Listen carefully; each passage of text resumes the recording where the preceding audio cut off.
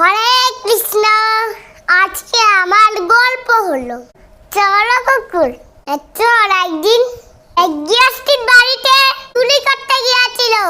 কুকুর চালালাট ওই গৃহস্থের বাড়ি পাহারা দিত। চোর সেই কুকুরটাকে দেখে মনে ভাবলো ওর মুখ বন্ধ করতে না পারলে চিৎকার করে গৃহস্থকে ডাকিয়ে দেবে, আর তাহলে তার চুরি করা আর সম্ভব না। সুতরাং আগে কুকুরটা মুখ বন্ধ করার দরকার। এই কথা ভেবে কুকুরটার সামনে এক প্যাকেট বিস্কুট দিল।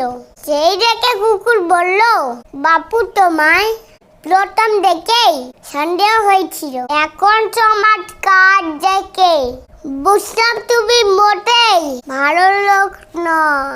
তোমার চালাকি আমি ভুলে গেছি। আমার মুখ বন্ধ করে তুমি গৃহস্থের সর্বনাশ করতে চাও। সুতরাং যদি তুমি ভালো চাও তো এখনই এই জায়গা ছেড়ে চলে যাও।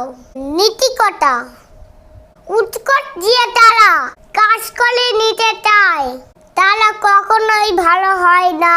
হরে